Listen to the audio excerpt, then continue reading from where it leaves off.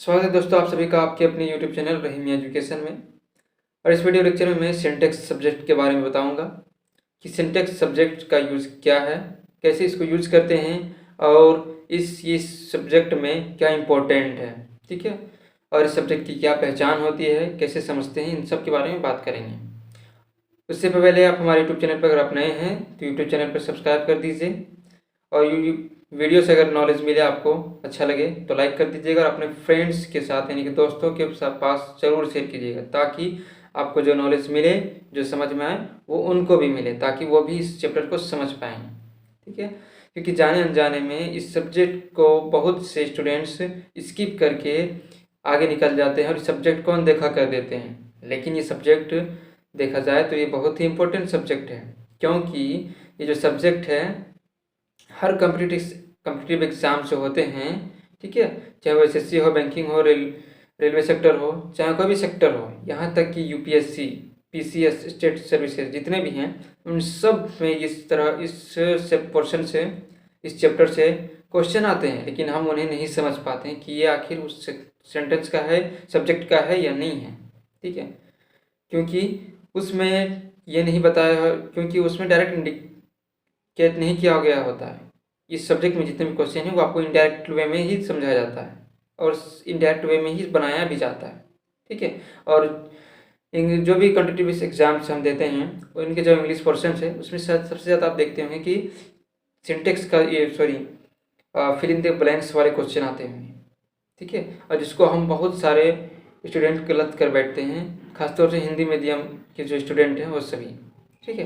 लेकिन सिंटेक्स को अगर आप समझ जाएंगे तो वो जितने भी सब्जेक्ट्स में, जितने भी एग्ज़ाम्स में उस पोर्शन से, इंग्लिश पोर्शन से जितने भी क्वेश्चन आएंगे फिल इन द ब्लैंक्स वाले, ज़्यादातर आप बना के आएंगे।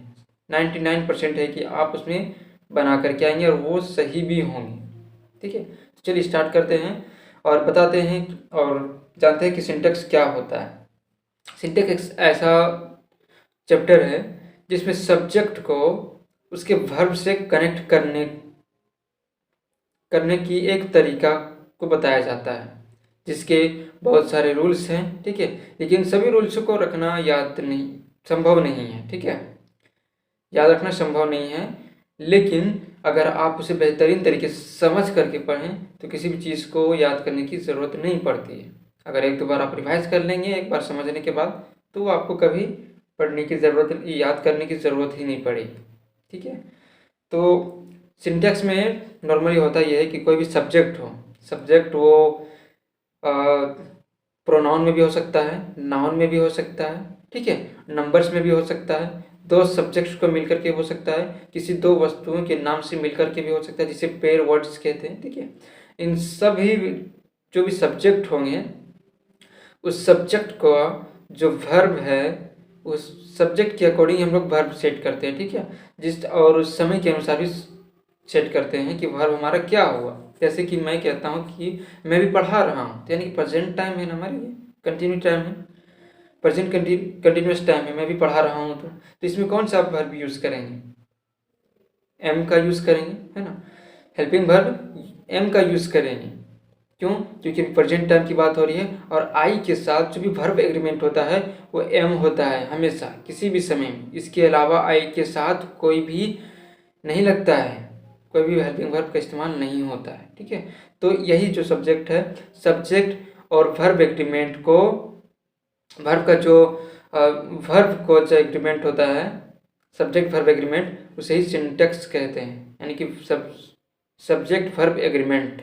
इसका अगर डिस्क्रिप्शन देखें, टाइटल अगर जान लीजिए, सिंटेक्स का अगर चैप्टर को अगर डिफिनेशन दिया जाए तो एक लाइन में तो यही होगा कि सेंटेंस का वर्ब के साथ एग्रीमेंट, ठीक है, यही सिंटेक्स कहलाता है।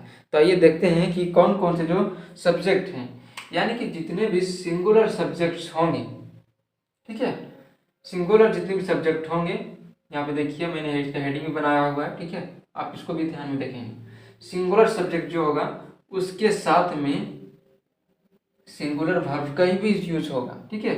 ऐसा नहीं कि हमने अभी जैसे कहा कि आई का यूज हमेशा उसके सिंगुलर वर्ब एम के साथ होता है, तो हम इसको इज भी नहीं कर सकते हैं, ठीक है। ना ही हम आर कर सकते हैं। ठीक है, ये तीनों कंटिन्यूस टेंस के ही हैं, प्रेजेंट कंटिन्यूस टेंस के ही सब वर्ब है, लेकिन इसमें क्या है कि हम सिर्फ एम को यूज करेंगे। क्यों? क्योंकि ये इसके साथ ही सूटेबल है। ठीक है, उसी तरीके से यू, लेकिन यू में एक अपवाद है, ये है कि यू एक कॉमन सब्जेक्ट है। यू सिंगुलर सब्जेक्ट भी है और प्लूरल सब्जेक्ट के अंतर्गत भी आता है, यानी कि दोनों सब्जेक्ट के अंतर्गत आता है।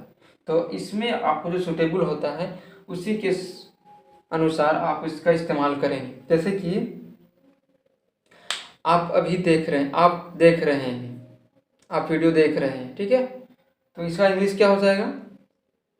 आप अभी वीडियो देख रहे हैं, you are watching video now. ठीक है, सब्जेक्ट कंटिन्यूअस टेंस में ही था ये। ठीक है, तो इसमें आर लग जाएगा। ठीक है, तो इसी तरीके से सब्जेक्ट, जैसे कि यू सब्जेक्ट का जो है वो जो जिस समय की बात हो रही है उसके अकॉर्डिंग हम वर्ब और सब्जेक्ट का यूज करेंगे। सब्जेक्ट तो वही होगा, लेकिन सब्जेक्ट के अनुसार हम वर्ब को जो यूज करेंगे वो टाइम उस पर डिपेंड करेगा कि वो टाइम सही है या नहीं, कौन सा टाइम है। ठीक है, तो ये आप उसको ध्यान में रखिएगा। तो ये कॉमन सब्जेक्ट है, ये सिंगुलर सब्जेक्ट और प्लूरल सब्जेक्ट दोनों के रूप में इस्तेमाल होता है, इसलिए सिंगुलर और प्लूरल दोनों सब्जेक्ट में इसका यूज होगा। ठीक है, अब इसमें देखिए ही, she, it, name and numbers. एक इसमें चीज छूट गया है कि जिसे पेयर वर्ड्स कहते हैं। ठीक है, इसमें भी सेम टू सेम चीज छूटा है, पेयर वर्ड्स। ठीक है, ये पेयर वर्ड्स क्या होते हैं इसको बाद में समझेंगे, लेकिन आप पहले देख लीजिए। I, you, we, he, she, it, name, singular name. ठीक है, एक से अधिक नाम नहीं होने चाहिए।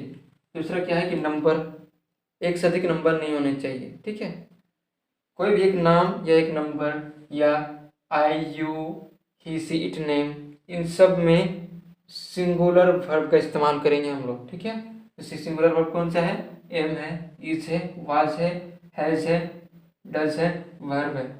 ये सिंगुलर वर्ब हो जाएंगे हमारे। ठीक है, अब बात करते हैं पेयर वर्ड क्या होते हैं।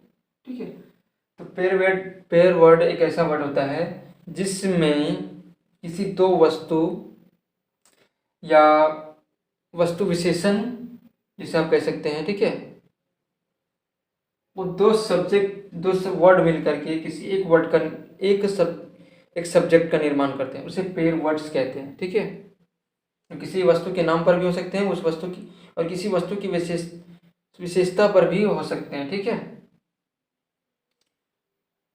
उसके बाद है प्लूरल सब्जेक्ट को आप देखेंगे।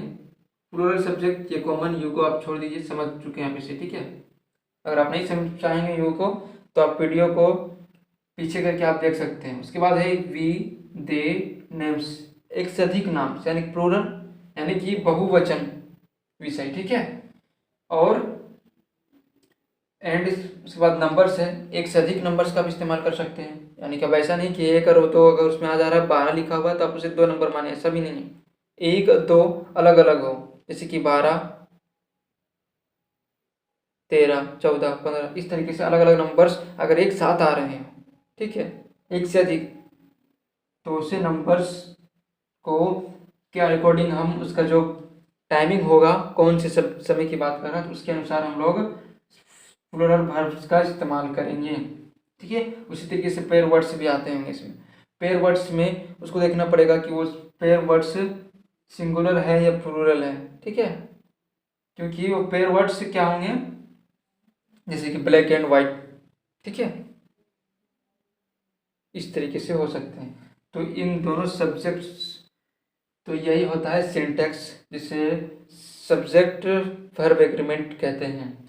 सब्जेक्ट के अकॉर्डिंग हम लोग वर्ब को इस्तेमाल करेंगे। ठीक है, बहुत सारे ऐसे वर्ब हैं जो कि इसमें छूट गए हैं। आप एक ही वीडियो में सब कुछ संभव नहीं है, क्योंकि बहुत सारे इसके पॉइंट्स हैं, और अगर आप सबको समझ जाते हैं तो एकदम ही आसानी से फिल इन द ब्लैंक्स के जितने भी क्वेश्चन आते हैं आप उसे 90 प्लस समझ लीजिए, 90 to 99 आप क्वेश्चंस को आप सॉल्व कर सकते हैं। ठीक है, तो इसको आप याद रखना है। आप एक बार समझ भी सकते हैं, अगर आपके पास लुसेंट्स के अगर बुक होंगे तो आप उसे भी खोल करके आप इस वीडियो को आप फिर से देखेंगे तो आपको बहुत अच्छे तरीके से समझ में आएगा। ठीक है, तो यानी कि शॉर्टकट अगर सिंपल में अगर एक बात की जाए तो सिंगुलर सब्जेक्ट के साथ सिंगुलर वर्ब का इस्तेमाल करेंगे और प्लूरल सब्जेक्ट के साथ प्लूरल वर्ब का इस्तेमाल करेंगे आप। ठीक है, और इससे पहले और अगर आपको टेंस में अगर कोई दिक्कत है तो हमारे प्लेलिस्ट में जाइए, टेंसेस में मैंने के बारे में भी बताया हूँ। ठीक है, तो उसको आप भी अगर आप देख लेंगे सिंटेक्स अगर सॉल्व करने से पहले तो आपके लिए बेहतर होगा, आप अच्छे तरीके से समझ पाएंगे। ठीक है, और सिंटेक्स के ही चैप्टर्स में जितने भी इसके पॉइंट्स हैं, जितने भी इसके रूल्स हैं, उन सब को एक एक करके मैं एक एक वीडियो में लेके आऊँगा। ठीक है, तो तब तक के लिए आप बने रहेंगे। वीडियो अच्छा लगे तो आप हमारे यूट्यूब चैनल को सब्सक्राइब कर दीजिएगा और अपने फ्रेंड्स सर्कल में इसे ज़रूर शेयर कीजिएगा, वीडियो को लाइक कर दीजिएगा। और अगर मेरे लिए कोई फीडबैक हो, ठीक है, कुछ छूट गया हो इसमें या फिर मुझे कोई फीडबैक देना हो तो आप कमेंट बॉक्स के ज़रिए आप मुझे फीडबैक दे सकते हैं। Thank you.